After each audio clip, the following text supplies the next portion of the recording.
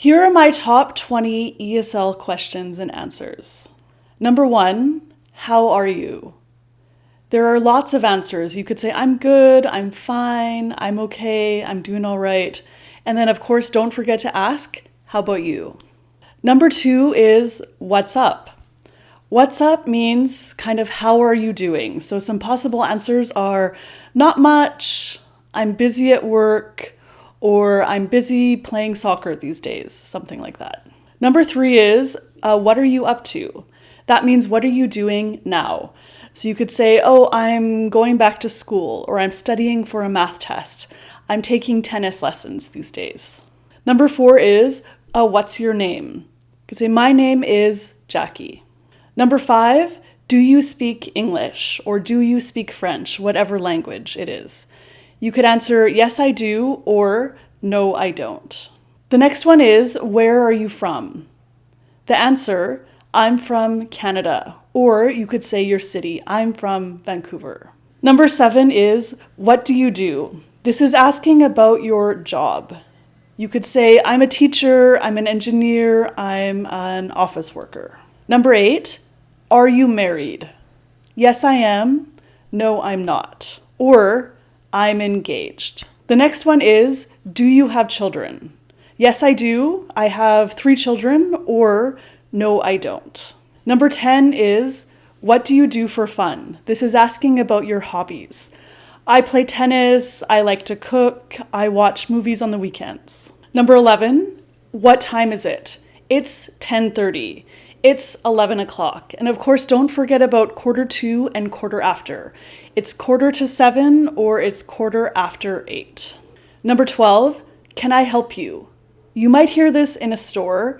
You could say, oh yes, please, I'd like to try this t-shirt on, or no thanks, I'm okay. Number 13 is, how's it going? And you could say, oh, I'm good, or oh, I'm very busy these days. Number 14, how was your day? So you could ask someone this in the evening. They could say, oh, it was so busy, or it was great. I went to a really nice restaurant. Number 15, very important, are you hungry? Yes, I am. No, I'm not, or I'm a little bit hungry. Number 16, can you give me a hand? Yeah, sure, what do you need? Or, sorry, I'm busy right now, I can't help you. Number 17, what have you been up to lately? Some answers, I've been taking an English class, or I've been busy at work.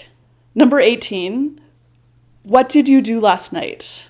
I played tennis, I hung out with my family, I watched a movie, something like that. The next one, any plans for the weekend?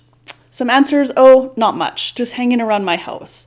Or, I'm going to work on my garden, I'm going to play tennis, I'm going on a big hike. And the last one, any vacation plans for the summer? You could say, yes, I'm going camping with my family. Or, no, not yet, I'll figure that out later. These are my favorite ESL conversation topics for intermediate learners. Number 1 is, if I won the lottery. So what would you do if you won, say, like $1 million, $10 million, something like that? The second topic is your last 100 days. If you found out you only had 100 days to live, what would you do? The next topic is guilty pleasure. So what is something that you like to indulge in? Number 4 is last purchase. So what was the last thing you bought that was over a certain amount of money, say $100? The next one is, what are your goals for this year?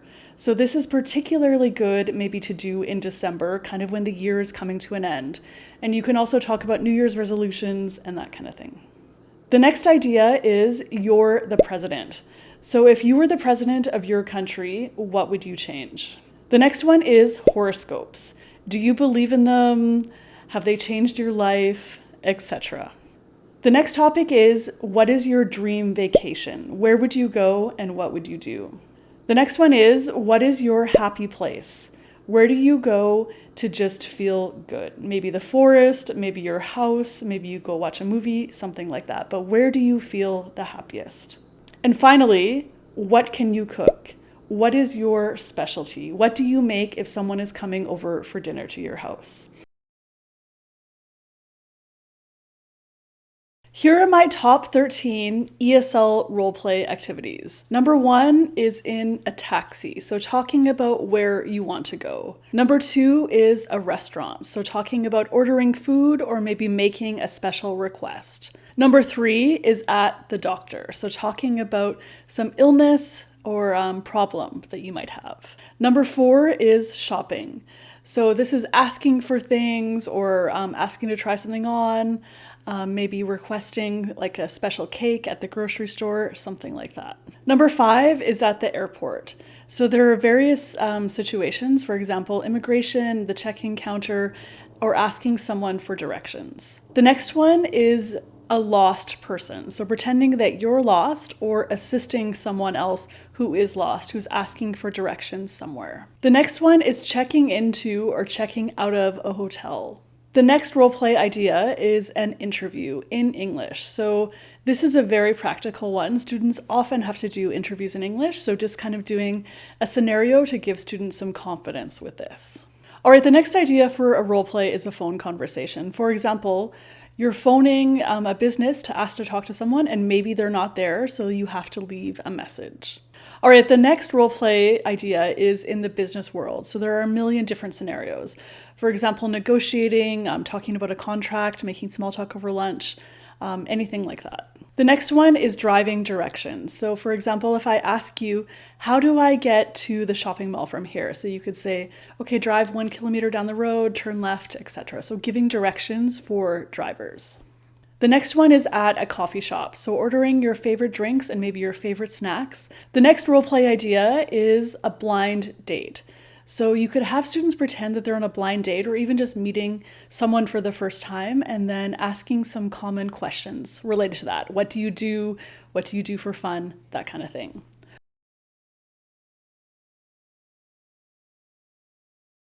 Today I'm going to talk about a very simple ESL warm-up for higher level students. So it's called 5-minute debate. Think of a controversial statement such as fast food companies shouldn't be allowed to advertise to children, or smoking in public places like parks or beaches should be banned.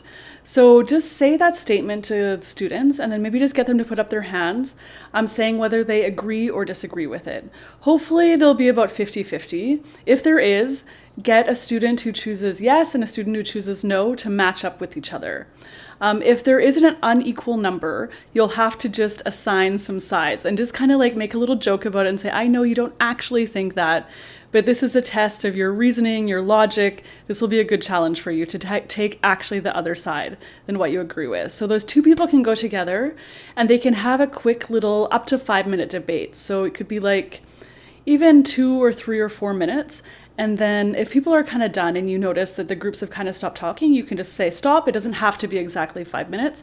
And then just kind of elicit some opinions from the groups about like the people, their arguments in favor and their arguments against. And then if you're having fun, you can do another round or another couple rounds.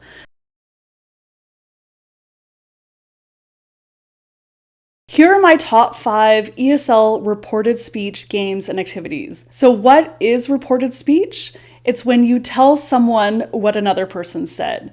So for example, maybe I would tell my sister, oh, mom said that you should do the dishes, something like that. So my mom didn't directly tell my sister, she told me to tell my sister.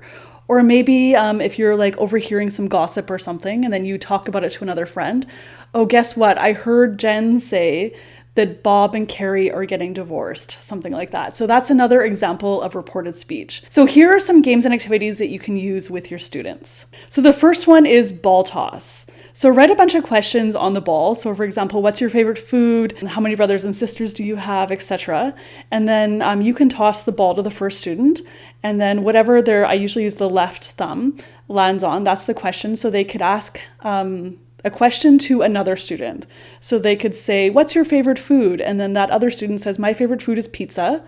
And then they could toss the ball to another student, and that person has to use reported speech. Bob said that his favorite food is pizza, something like that. All right, the next one is that sentence correct? So the grammar of reported speech can be a little bit tricky because you have to change sometimes the pronouns, you have to change kind of the verb tenses and that kind of thing. So it can be a little bit confusing. So I would write down some sentences using reported speech. Some of them are correct, some of them are incorrect. I put students into pairs and they have to decide if the sentence is correct, they just leave it. If it's incorrect, they have to make the required changes in order to make it correct. The third one is a simple kind of interview introduction activity. So I put students into pairs and then I give them about 2 minutes and then 2 minutes to interview their partner to some basic questions like where did you grow up, what's your favorite food, what are your hobbies, etc. And then if you have a very small class, that person can introduce their partner using reported speech to the class. Or if you have a big class, I put students maybe into groups of 4 or 6 and they can do the same thing. So I'd interview my partner, say Bob over here, and Bob told me he likes pizza and his hobby is playing sports. So I'd introduce him to the class. This is Bob. He told me that he likes pizza and he said that he loves playing soccer, something like that. The fourth activity is to play a little bingo game, Find Someone Who. So you can either make up a bingo grid with just things like find someone who has a sister, has a brother, likes pizza, loves sports, loves watching hockey on TV, something like that. Students have to, or else students can fill in the squares with things that they are interested in, what they think other people in the class might answer yes to. And then they can circulate around the class talking to other people. And once they find someone that fits that criteria, so like loves pizza, they can write the name in the square and then it's done. And then when the class is, or when that activity is over, I elicit some answers from the students. So I say, tell me one thing that you learned. And then someone could use reported speech to say something. For example, Cindy told me that she has one sister, something like that. All right, the final activity for reported speech is dictogloss. So this is a listening activity for higher level students. So you can write up a little dialogue or a paragraph, something like that, and then put students into pairs. And of course, the dialogue or the paragraph should have examples of reported speech. Put students into pairs and they can have a pen and paper. Then read it out at a faster than normal pace for that level of students. Students will take notes, whatever they can catch from it, and then they can compare with their partner and they try to recreate what they heard. And then you can read it out one more time, again, quite quickly, and they can compare with their partner again. And hopefully at this point, they'll kind of be able to recreate almost the gist of what you said. And then finally, they can compare their version with the original version. And then I will often use this as kind of a nice lead-in into the rest of my lesson on reported speech.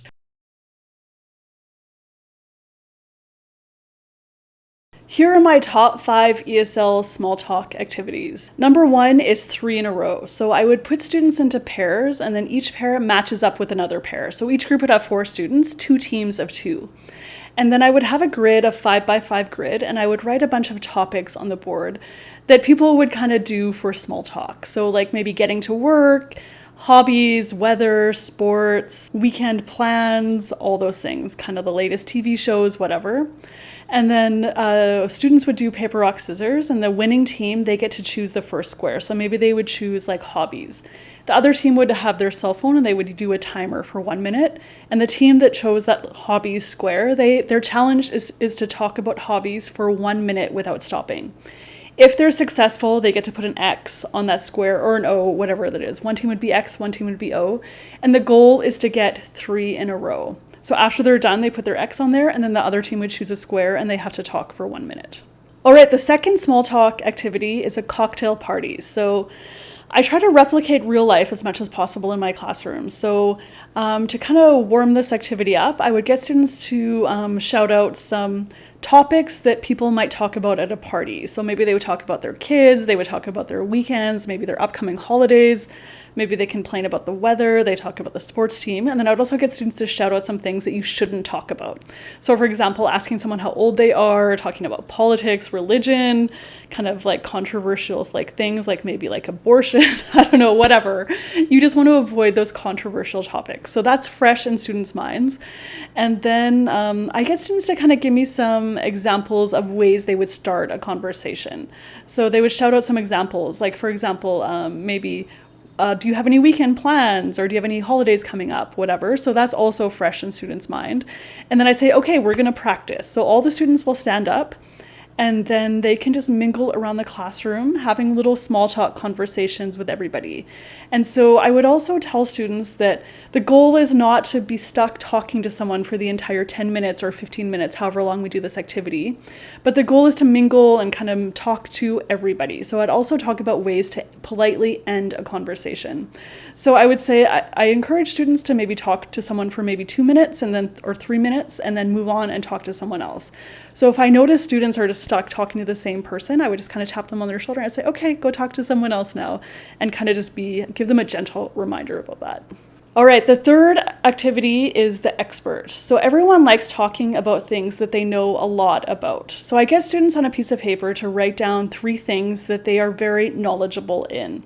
So maybe it's like cooking Korean food, playing softball, and pro tennis, something like that, watching pro tennis. And then I get them to choose maybe the 1 or 2 topics that they think other people might be most interested in. After that, I put students into pairs and they would have their little paper with the 2 maybe topics that they think other people are most interested in circled. And then I get those 2 students to have a conversation for 4 or 5 minutes about the topics on their piece of paper. Once they're done that, I get them to switch and then they can talk to someone else. So this is a very nice introductory activity. The 4th small talk activity is telling a story. So people at parties or at work, whatever, love to tell stories. And it's a kind of a nice way to get to know someone and to share your personality. So I have a little story prompt. So for example, maybe your most embarrassing moment, or a funny story from when you were in middle school or high school, something from when you were growing up, maybe your favorite holiday, whatever that is. And then I give students a little bit of time to prepare their story. So I don't want them to write sentence by sentence, but they can write a few little notes about the points that they're going to cover. Then I put students into groups of 4 and they would tell their story to the group. And so the first person is telling their story, the other 3 people are listening. And then at the end, those other 3 people have to ask a follow-up question. And then of course the person has to answer. Then the second person tells their story and then so on it goes. And the 5th small talk activity is to give students some conversation starters. So if you tell students, okay, do small talk with your partner for 5 minutes, I mean, you're probably going to have a lot of silence in your class because there just isn't really enough information or structure to that class. Instead, I like to give students some conversation starters. I encourage like kind of free-flowing conversation, follow-up questions, but then they also have those conversation starters if they get stuck. So I would have, for example, like upcoming holiday plans, or what did you do last weekend? What's your plan for tonight? What do you think about the weather? Do you follow the Edmonton Oilers or whoever your local sports team is? And that kind of thing. So that is it for my small talk activities for your ESL classroom.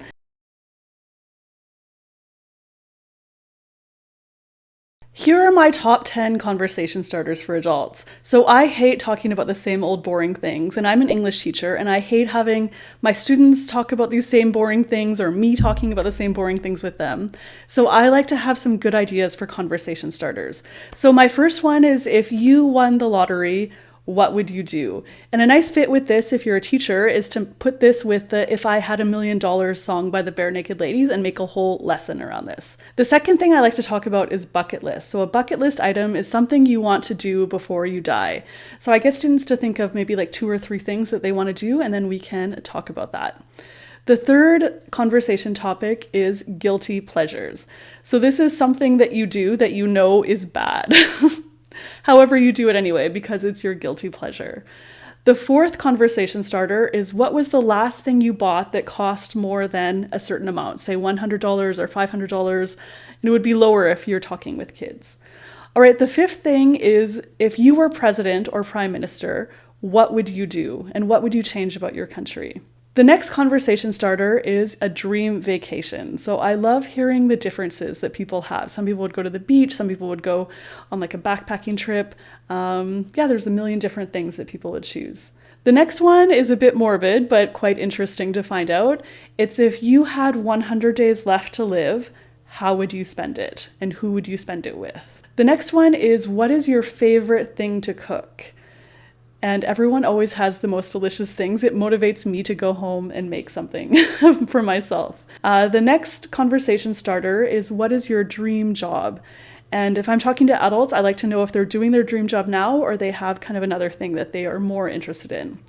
And then the last one is, what are your bad habits? So these are things that maybe people do, like they drink a lot or smoking, that kind of thing. I like to find out what that is. Okay, so those are my top 10 conversation starters. Please leave a comment and tell me what is your favorite conversation starter. And be sure to check out my book, 1001 English Expressions and Phrases. Okay, until next time. Bye, everybody.